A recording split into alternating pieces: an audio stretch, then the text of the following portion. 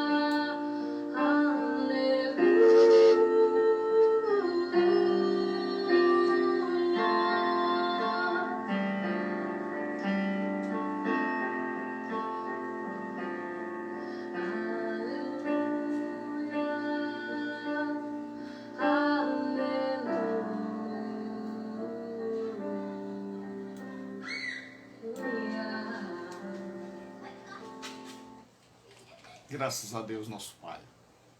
Então vamos abrir as nossas Bíblias no Evangelho de Mateus, capítulo 7, e versículo de número 1.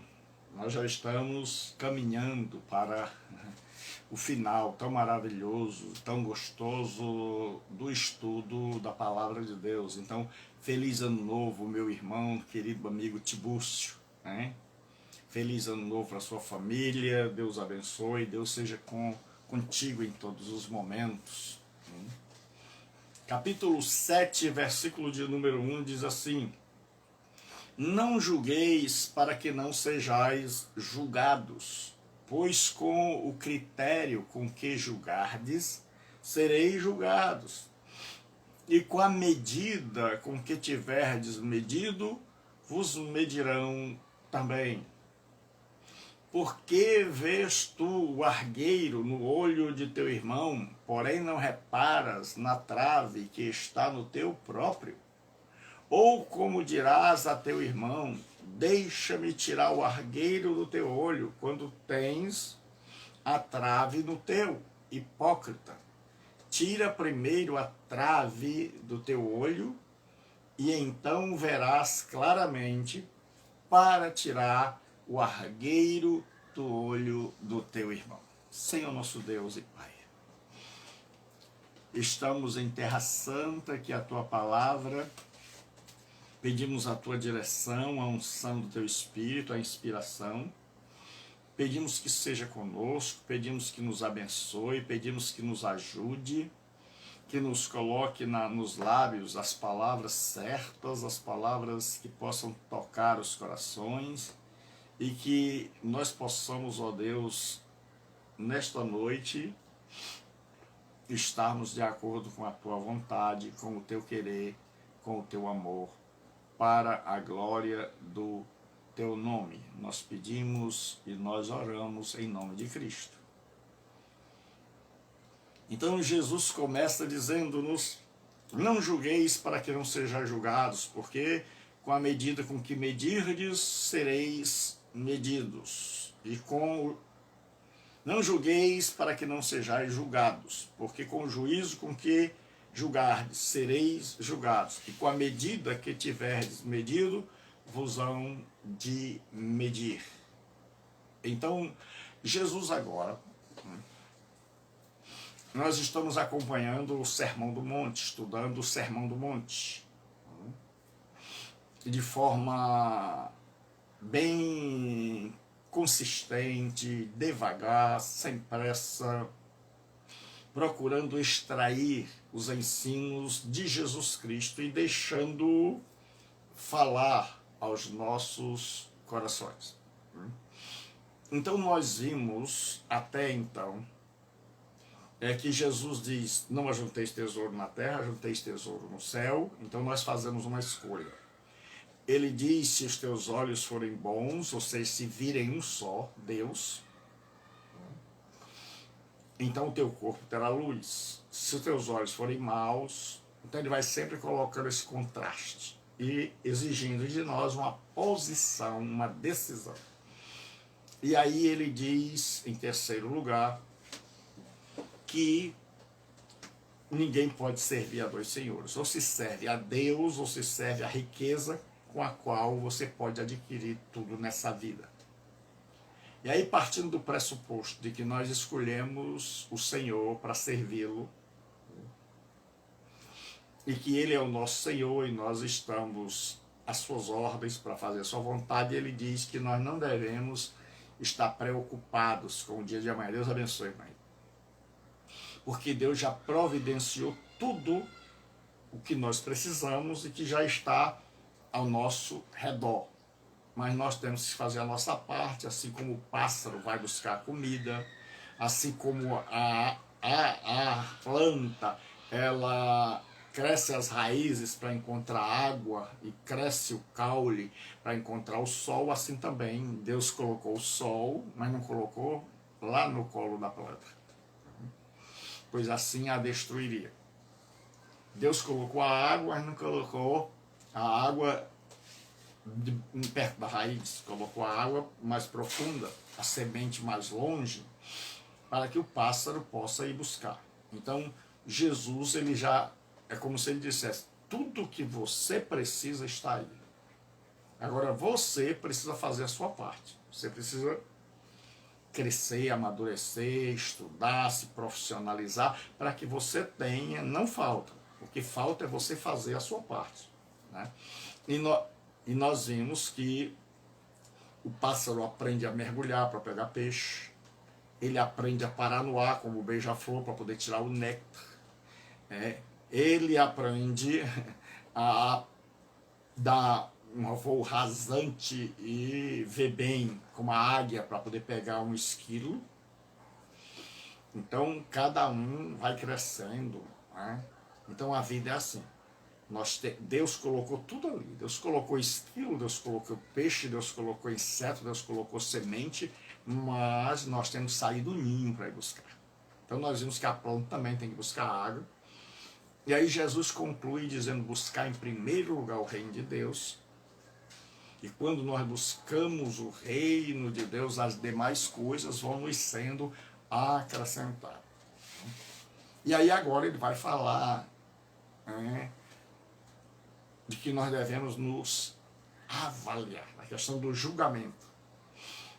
Ele vai mostrar que nós temos a tendência, ele vai mostrar que nós não somos perfeitos e que nós temos a tendência de julgar o outro.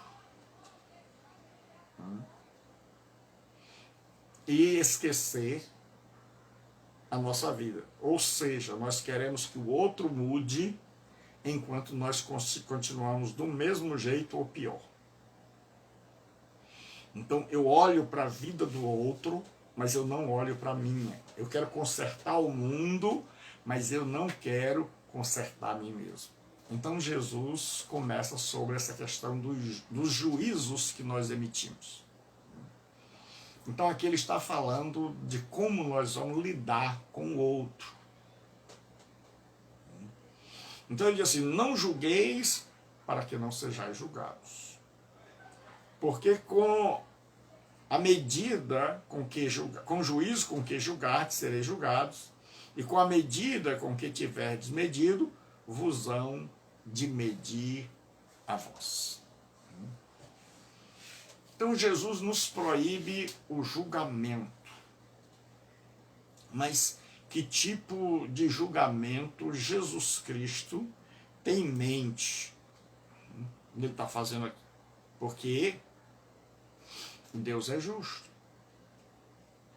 Deus não quer que a gente veja as coisas, feche os olhos ou passe a mão na cabeça do erro de quem está errado. Então, como é que a gente deve, o que ele quis dizer, o que ele estava realmente nos dizendo quando ele coloca diante de nós essa injunção, essa ordem de nós não julgarmos o outro. Em primeiro lugar, Jesus vai nos dizer para não julgar o outro. O discípulo de Jesus é um crítico no sentido de usar o seu poder de discernimento, mas não um juiz no sentido de condenar. Então, o que nós não podemos fazer é porque julgar o outro é tomar um lugar que não é nosso. É sentar numa cadeira que não é a nossa. É assumir uma competência que não é nossa. Porque o juiz é Deus. E por que só Deus pode realmente condenar um ato? Por que só Deus realmente tem capacidade de julgar? E nós não. Por quê? Em primeiro lugar, porque ele é perfeito. Porque ele é onisciente, onipresente, onipotente. Ele sabe todas as coisas, ele sabe todos os assuntos, ele sabe todas as motivações. Ele sabe o oculto, ele sabe os nossos desejos, ele sabe quem está certo, quem está errado, ele sabe por que a pessoa errou, ele sabe o que se passa dentro do coração dela, ele sabe se ela disse aquilo da boca para fora ou se ela disse de verdade, ele sabe se aquela pessoa que falou sorrindo está sorrindo por fora, mas dizendo uma grande verdade por dentro, ou se aquela pessoa que fala chorando, está chorando por fora e sendo profundamente hipócrita por dentro. Então Deus, que conhece Porque um juiz, ele julga baseado no conhecimento que ele tem dos fatos. Então, de certa forma, todo juiz é falho. Por quê? Porque ele não tem conhecimento de todos os fatos. Então, todo juiz, em alguma medida, vai errar. Mas sendo Deus o justo juiz, ele não erra porque tem conhecimento, tem acesso a todos os fatos. Então, já que nós estamos em Mateus capítulo 7, então Jesus disse, não julgueis para não serem julgados, porque os critérios que vocês usaram no juízo serão usados contra vocês, e a medida com que vocês medirem, vos medirão a vós. Então nós já vimos que a cadeira de juiz pertence a Deus. Então quando um cristão, quando um ser humano quer julgar o outro, ele está assumindo a cadeira de Deus. Ele já começou errado porque ele está fazendo um papel que não lhe compete, que não lhe cabe. E é um absurdo uma pessoa achar que pode sentar no lugar de Deus e examinar e condenar outra pessoa. Então nós já vimos o que não é. Né? Então, quando Jesus diz não julgueis, não significa que a gente não pode, que a gente deve achar agora tudo certinho. Que a gente deve ver o mal, a injustiça, o pecado, tudo, e não emitir o nosso juízo, e não emitir a nossa impressão, e não usar o nosso senso crítico, dizer, isso aí está errado. Isso aí está certo, porque senão não haveria disciplina, não haveria o ensino da disciplina. Então, para disciplinar, você tem que saber, você tem que julgar, você tem que avaliar. Agora, o que Jesus proíbe é condenar. É condenar. É aquele juízo que usurpa o lugar de Deus e que condena e que tem por objetivo simplesmente o condenar e não o restaurar. Então, quando Jesus diz não julgueis, ele está dizendo o seguinte: quando você se senta na cadeira de juiz, você se torna uma pessoa evidente. Você assume uma posição proeminente, uma posição que todos vão ver. Então você vai emitir valores, juízos sobre a vida do seu próximo, que é um atributo de Deus. E ele diz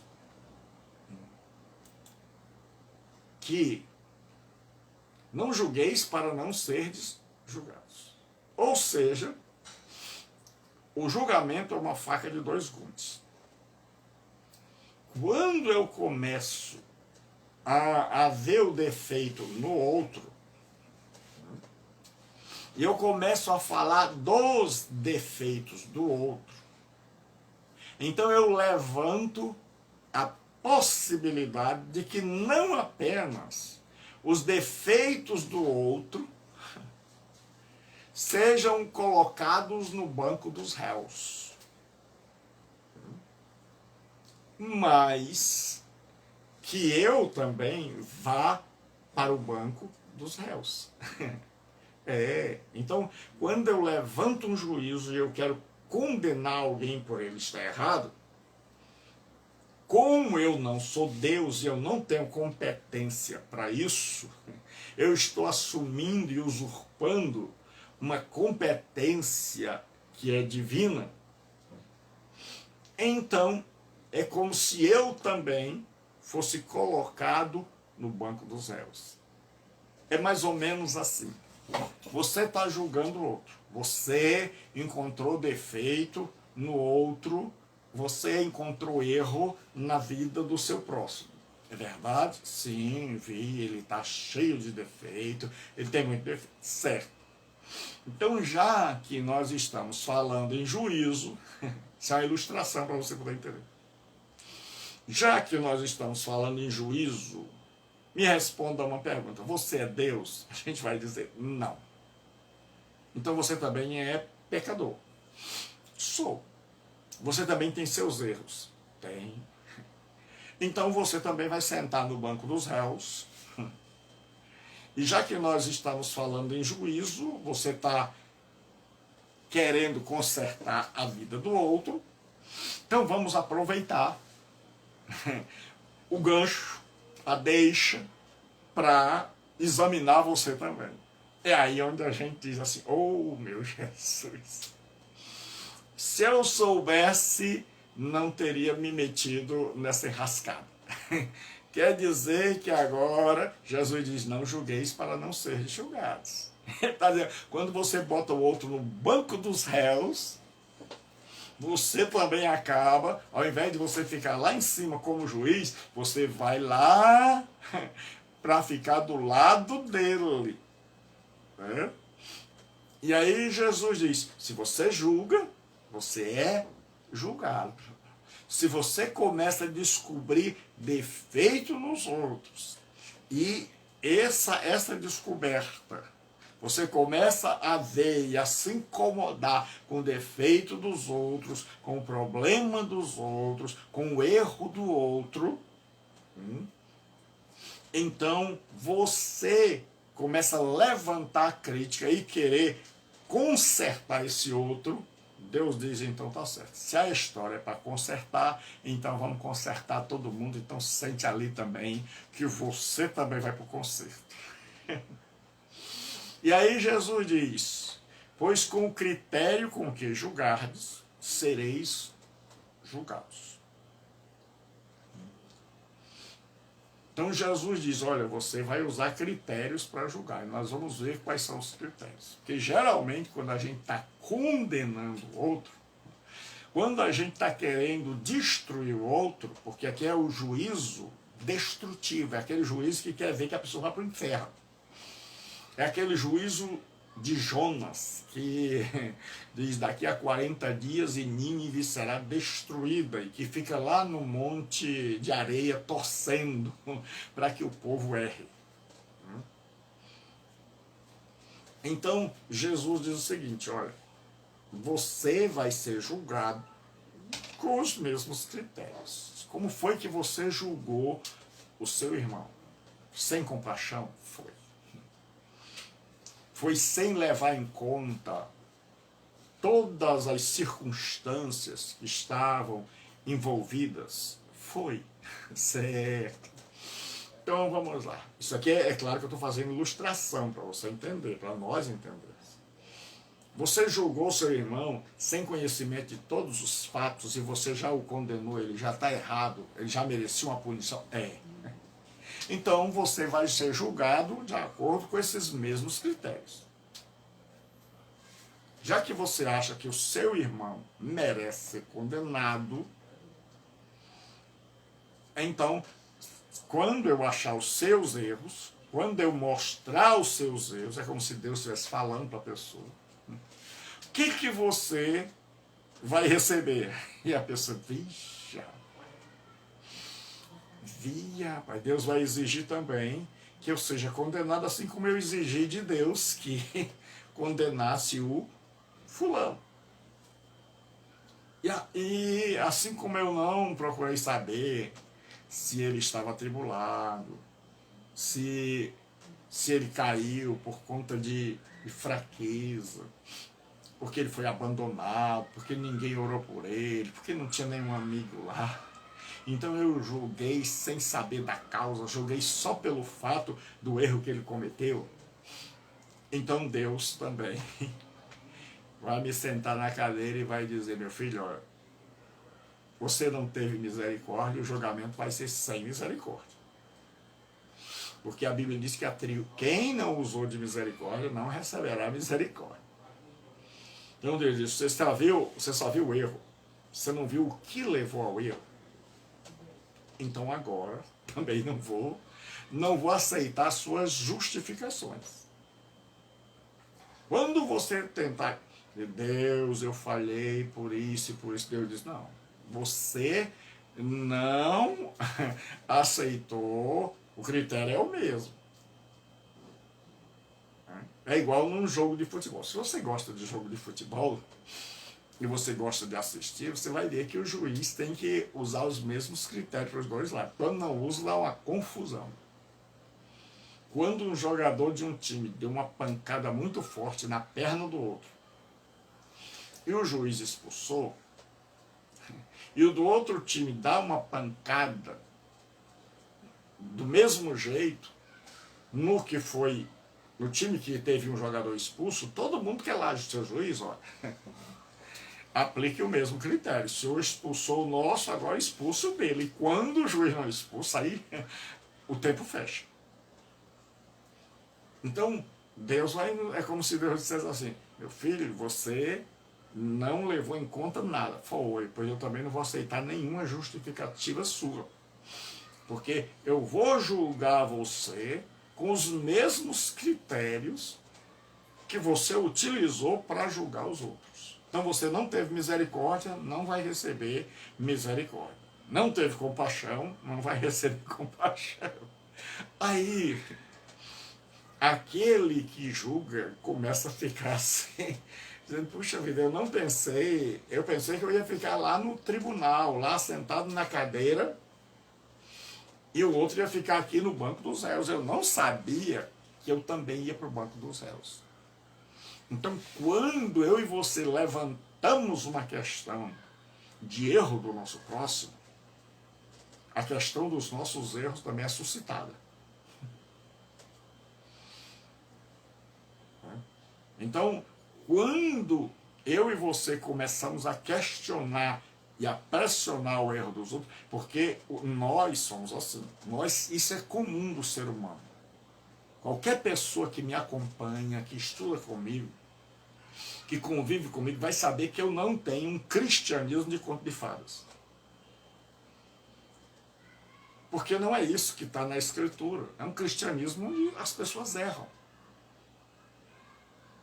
Se não fosse possível um julgamento equivocado, indevido, errado, Jesus não estava dando essa orientação e para os seus discípulos, para mim e para você.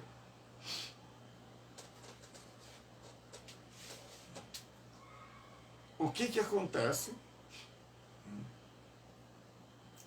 Jesus diz, e com a medida com que medirdes, vos medirão a vós. Jesus está dizendo que a mesma régua que você usar para o outro é a régua que vai ser usada para nós. Então, se você quer muita coisa do outro, perfeição, santidade, muita fé, é isso que vai ser exigido de nós. A régua é a mesma, porque nós somos assim. Deus diz já no Antigo Testamento que os homens tinham 2 pesos e 2 medidas. Quando a pessoa vinha vender cereal no Antigo Testamento, a pessoa tinha um cesto, que era uma medida bem grande. Aí ele recebia. Quando ele ia vender, ele tinha um cesto bem pequeno. Então, ele pegava aquele cesto grande, digamos que ele comprava por R$100, e aí ele dividia em vários cestos pequenos, e ele vendia cada um a R$100. Então você já imaginou, né?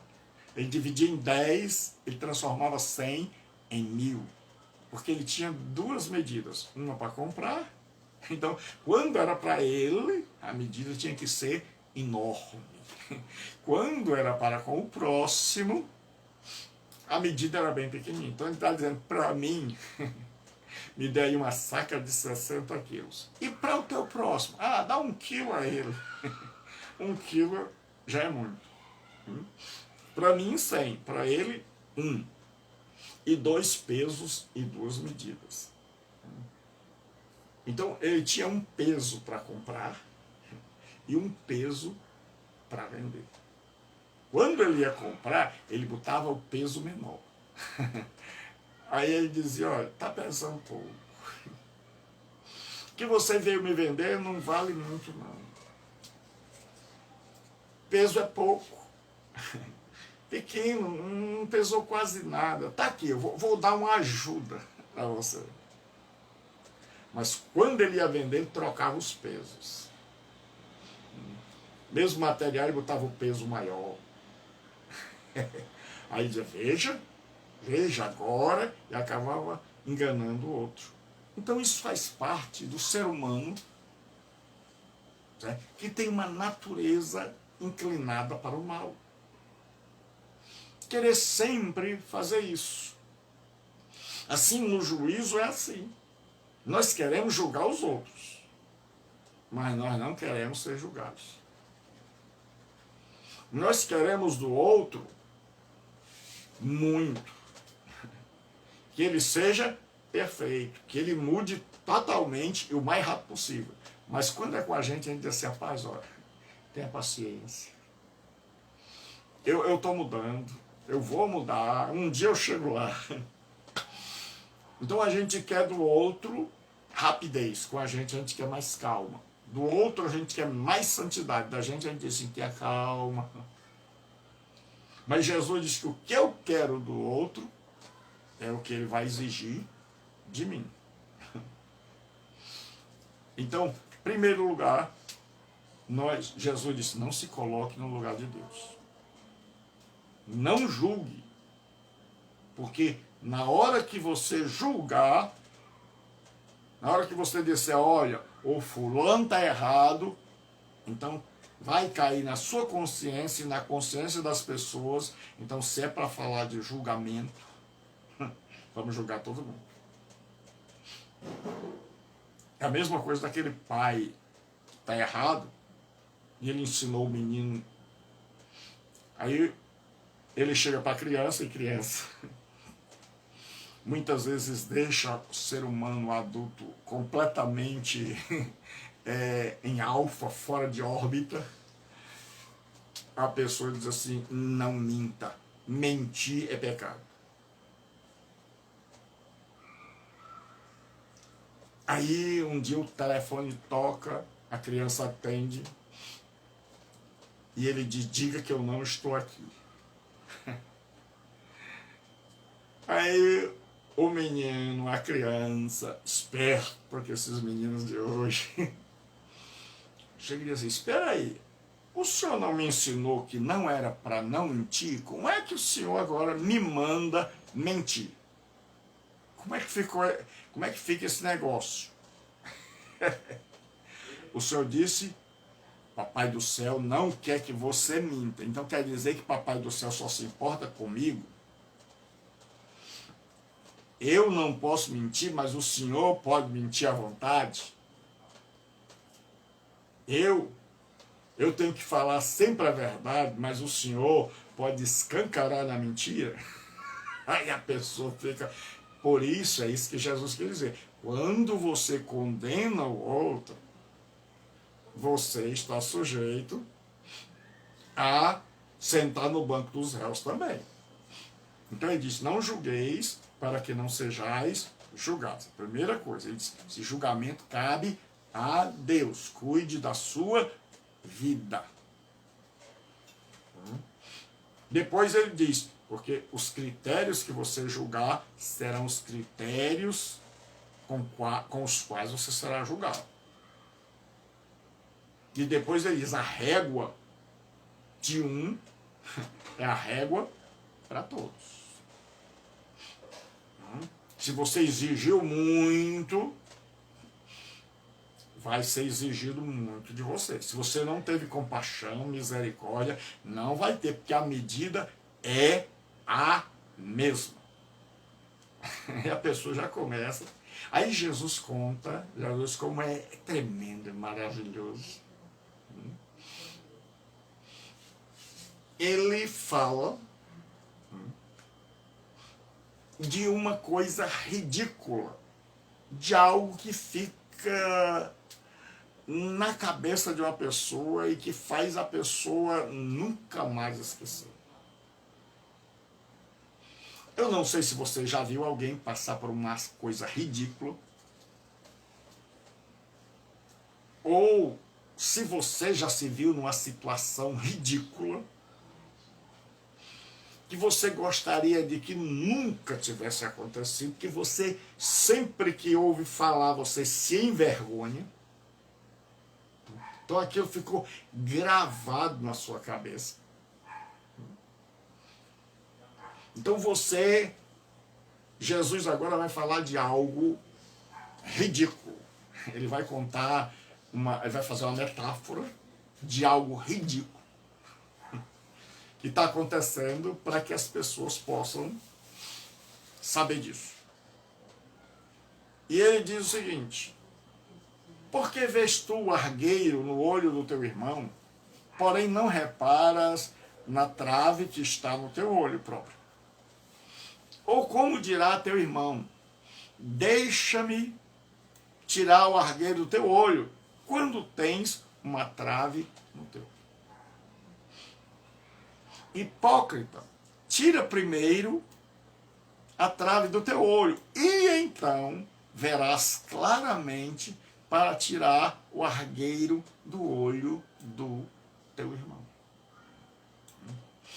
Então Jesus faz o seguinte: ele conta que uma pessoa é como se ela tivesse uma espécie de coisa bem grande nos olhos dela, e ela tivesse cega, que ele chama de trave, e ela tivesse cega, e ela não tivesse enxergando nada, tateando pelo meio da rua, e ela encontrasse alguém que vinha falando: rapaz, eu vim ali, e aqui na Palestina o vento é forte, é muito deserto, tem muita poeira, um grão de poeira entrou aqui no meu olho, rapaz, está incomodando, esse corpo estranho está incomodando. E aquele que vinha cego, que a turma, aí eu vou fazer uma ilustração aqui, é como aquela pessoa que tomou um porre, e aí aqueles amigos que são amigos da onça dissessem: rapaz, vamos dar um susto nele para que ele nunca mais tome cachaça. Vamos pegar, botar um monte de tufo nos olhos dele, vamos enfaixar, para quando ele acordar ele pensar que está cego, ou pensar que o mundo todo escureceu. E aí a pessoa acordasse desse jeito, desesperado, e com duas tábuas aqui e uma tira de tecido enrolado. E aí ele ouvisse essa pessoa dizer: pá, um grão, ou coisa ruim, rapaz, ou coisa para perturbar, mas chega, dói, faz tempo que eu tento. E aquele que está com os dois olhos cegos, que ainda está meio de porre, dissesse: vem cá que eu vou te ajudar. E começasse a botar o dedo na orelha da pessoa, a puxar os cabelos, a colocar o dedo no nariz da pessoa, na boca da pessoa, e a pessoa dizia: não, não é aí não. E ele disse: mas calma, calma que eu estou te ajudando, eu vou encontrar os teus olhos. E aí ele está procurando o olho, e até agora ele não acertou nem o olho, quanto mais o argueiro.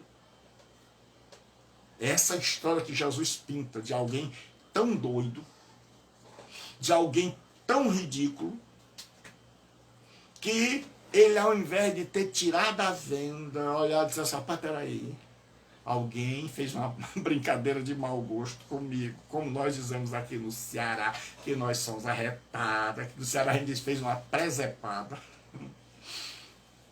Ao invés dele fazer isso, não, ele está cego pelo meio da rua, querendo tirar o argueiro do outro.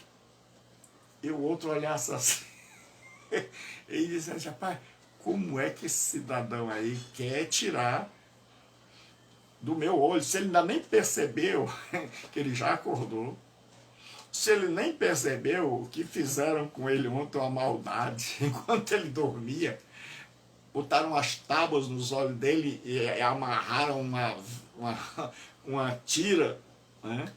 Um tecido, e ele nem percebeu que ele não está cego. Mas que ele tem no olho dele uma venda que impede, ele está cego, tentando achar um carocinho de areia, um grão de areia dentro do meu olho. E ele agora não achou nem o olho, quanto mais o caroço. Então esta linguagem, esta ilustração absurda, ridícula, que Jesus faz. Você já imaginou a vergonha daquela pessoa que o outro dissesse, moço, o senhor tá, sabe por que o senhor não está encontrando o grão de areia que caiu aqui no meu olho? Nem meu olho o senhor está encontrando? Não, meu filho, por quê? O que acontece? É porque, rapaz, é o seguinte, eu vou dizer para o senhor, fizeram a maldade com o senhor tem 2 tábuas aí na frente dos olhos, vendaram os seus olhos ontem da noite, o senhor parece estar aí com um hálito, com teor alcoólico alto, e o senhor acordou e o senhor nem percebeu que o senhor não está cego, mas que o senhor está vendado, e o senhor não tirou a venda dos seus olhos, mas o senhor está querendo tirar o pequeno argueiro, o pequeno grão de areia do meu. O negócio aí tá ridículo. O povo está olhando e o povo está, olha aí a multidão, rindo do senhor que não enxerga nada, do senhor que não tirou nem sequer a venda, que nem sequer percebeu que fizeram uma maldade com o senhor de noite, que enquanto o senhor dormia, pegaram pesado com o senhor nem percebeu que está vendado, o senhor imagina que está cego mesmo, e o senhor tateando, querendo achar meu olho, e o senhor, ao invés de tirar a sua venda, de se preocupar com o senhor, de ter noção do senhor, o senhor perdeu completamente a noção e está tentando me ajudar, quando o senhor é quem precisa de ajuda e está todo mundo aí vendo, e olha, vou lhe dizer uma coisa, essa história vai render. Se naquele tempo tivesse internet, isso aí ia chamar, que nós chamamos hoje de viralizar. Todo mundo ia querer ver esse homem querendo tirar o argueiro do olho do outro. Então isso aí fica fácil, Jesus contou já para que ninguém esqueça. E aí Jesus diz 3 coisas. Por que vês tu o argueiro no olho do teu irmão? Então é muito fácil a gente ver defeito no outro. É muito difícil a gente ver os nossos próprios defeitos. É muito fácil a gente condenar o outro. É muito difícil a gente se condenar. É muito fácil a gente ser juiz. É muito difícil a gente sentar no banco dos réus. E aí Jesus diz, por que vês tu o argueiro no olho do teu irmão, porém não reparas na trave que está no teu próprio? Ou seja, examinar a vida do outro é muito fácil. Agora, examinar minha própria vida eu não quero. E por que, pastor Gilberto, não quero? Porque eu tenho medo do que eu vou achar lá. Então, toda pessoa que vai ser julgada, mesmo que ela seja inocente, você não tenha feito nada, chegou uma convocação, um oficial de justiça trazendo uma intimação para você comparecer diante do juiz, você já está preocupado. Você diz, o que foi que eu fiz? Meu Deus. Você vai vasculhar toda a sua mente, examinar, ver o que aconteceu, se você não pisou nem em cima de uma formiga. Assim, quando nós colocamos uma pessoa no banco dos réus, ela fica assim. E aí Jesus disse que é muito fácil eu enxergar o erro do outro. Então esse é o problema. É porque eu sou um juiz que só enxerga o erro dos outros, mas eu não enxergo os meus. E aí ele diz assim, por que ver o argueiro do olho do teu irmão? Então você vê no seu irmão os defeitos, por menores que sejam, a gente enxerga e aumenta. Aumenta de tal maneira que eles possam se tornar visíveis. Então, um pequeno grão de areia se torna algo que a gente vê e que a gente faz questão de que todo mundo veja. Então, vem aquela história, quem conta um conto aumenta um ponto. Então, Jesus, você faz isso, porém não reparas na trave que está no teu próprio olho. Voltando para a ilustração, a pessoa diz assim, rapaz, eu nem sequer percebi que eu acordei e passaram um monte de coisa na minha cabeça aí, passaram fita, crepe, eu estou todo abarrado, não estou nem enxergando, e levantei e nem sequer percebi isso. Então nós temos um monte de gente assim, que ele se levanta para denunciar, para criticar, para julgar, para destruir a vida dos outros, mas ele não quer nem por um momento perceber que ele está numa situação pior. Então a gente não quer se sentar no banco dos réus porque a gente sabe que a gente vai encontrar defeito. Então é fácil ser juiz, é terrível ser réu. Mas Jesus Cristo disse que, exceto Deus, Pai, Filho e Espírito Santo, toda pessoa que se achar, que se arvorar no direito, na competência de julgar, também será julgado. Quem colocar o outro no banco dos réus, sentar-se-á do lado dele. Vou dizer de novo. Quem se atreve a colocar o outro no banco dos réus, sentar-se-á no mesmo banco. E do mesmo jeito que julgou, será julgado. E aí Jesus disse, porém não vês a trave que tem no teu próprio olho? Você examina a vida dos outros, mas você não examina a sua. Você sabe dos erros de todo mundo, mas agora, e os seus? Você ainda não examinou os seus? Isso é crescimento, é maturidade. É quando a gente começa a examinar os nossos. É quando a gente começa a mudar a nossa vida. Nós vivemos em uma sociedade muito preocupada com o outro. Muito preocupada com o que está para além de mim e não com o que está em mim. Então eu quero que o mundo mude, e aí quando o mundo mudar, então eu quero que o mundo mude para mim, mas não eu mudar. Mas no cristianismo é assim, eu mudo. E quando eu mudo mesmo que o mundo não mude, eu mudo. Porque o certo é certo mesmo que ninguém esteja fazendo. E o errado é errado mesmo que todo mundo esteja fazendo. Aí Jesus diz, ou como dirás a teu irmão? Primeiro ele não viu, que ele acordou e estava todo cheio de fita crepe. Segundo, ele agora quer ajudar os outros. Como dirás ao teu irmão, deixa-me tirar o argueiro do teu olho quando tens uma trave no teu? Então ele não vai enxergar. Então, qual é o problema? É que corre o risco de fazer um dano maior. Corre o risco dele enfiar a unha no olho da pessoa, tentando ajudar. Como ele não está enxergando nada, certo? Então, a pessoa que confia no juízo dessa pessoa, ele pode danificar. Você já imaginou?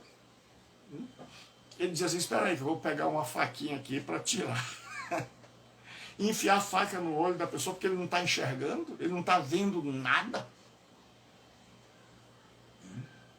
Você já imaginou você ir ao médico e você descobrir que o médico lá amanheceu, você vai fazer uma cirurgia, pequena cirurgia de uma unha encravada, e você percebe que o médico lá ele passou a noite de ano, né? Comemorou todas, e aí ele acordou assim meio de ressaca ainda, e ele veio com a máscara, ao invés da máscara no nariz, ele veio com a máscara nos olhos. Ele vai fazer uma cirurgia, uma pequena cirurgia, para tirar sua unha encravada, e aí ele começa a pegar na sua cabeça, ele com um bisturizinho na mão, ele com um aparelho de cortar na mão, e ele pegando na sua cabeça e você já morrendo de medo, assim, meu Jesus, esse médico não está vendo nada. E esse médico parece que tomou todas as ondas. Senhor, eu vim aqui sair com a unha encravada, retirada, e se ele resolver tirar minha orelha? E pior, se ele resolver tirar minha cabeça? E se ele cortar um braço meu?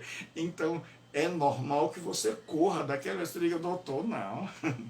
Não, doutor, dá certo não. Então, assim nós temos na vida cristã muita gente que está completamente cega, que não compreendeu nada do Evangelho, que está completamente tapada, completamente alienada, mas mesmo assim quer consertar os outros.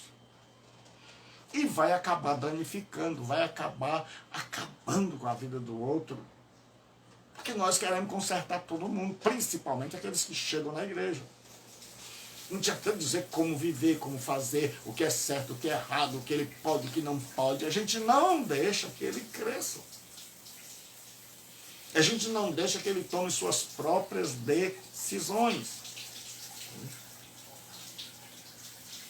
Então Jesus disse, tenha cuidado. Certo? Aí ele diz assim, hipócrita. Agora Jesus pega mais pesado. Porque Jesus não diz que eu e você não podemos denunciar o erro. Ele diz que eu não posso condenar a pessoa e dizer, você vai para o inferno, não tem mais jeito.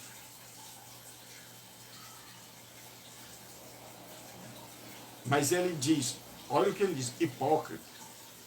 Porque quando eu quero ajudar o outro, quando quem está precisando de ajuda sou eu, então eu estou agindo de forma hipócrita. Tira primeiro a trave do teu olho, e então verás claramente para tirar o argueiro do olho do teu irmão. Ele disse, se você quer ajudar, numa linguagem bem direta e objetiva, conserte sua vida primeiro. Tire primeiro todos os entraves, tudo que te cega, e aí você vai ter condição de ver corretamente para poder ajudar o outro.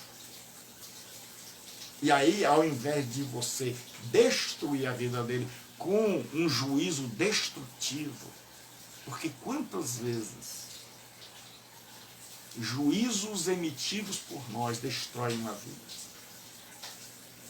acabam com a reputação de um ser humano, acabam com a credibilidade dele para o resto da vida. Ele pode se tornar um anjo,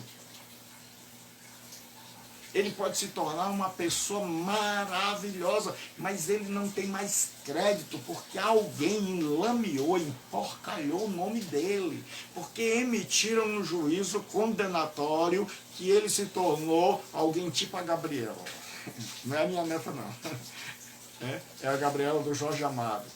Eu nasci assim, eu sou sempre assim, Gabriela. Então, as pessoas dizem, olha, tenha cuidado. Então, às vezes, por causa de um erro e do julgamento de um ou de uma coletividade, a pessoa fica desgraçada pro resto da vida. Porque gente com o olho cego, gente com os olhos vendados, gente que não entendeu nada do cristianismo, julga, condena, destrói a reputação e a credibilidade dos outros. E aí Jesus disse, você quer ser uma bênção? Você quer emitir juízos de verdade? Então trate primeiro da sua vida, cresça, amadureça, limpe seu coração, seja transformado, porque aí você, uma vez maduro, uma vez andando em comunhão com Deus, você vai emitir juízos em sintonia com o coração de Deus. Você não vai dizer que tudo nada é pecado, que todo mundo pode ficar certo, errado, que todo mundo pode fazer o que bem quer, que pode virar uma anarquia. Não. Só que agora não é mais um cego. Agora é alguém que diz, Deus me transformou. Agora é alguém que enxerga perfeitamente, que vê com os olhos de Deus, com o coração de Deus, e que emite juízos verdadeiros, carregados de amor, de justiça e de grande misericórdia, e que sabe hoje é ele, amanhã pode ser. Então Jesus disse, não julgueis, para não serem julgados. O juízo pertence a Deus. Então cuidemos da nossa vida. Ele diz, não caia no ridículo de querer mudar o mundo quando você não mudou a você mesmo.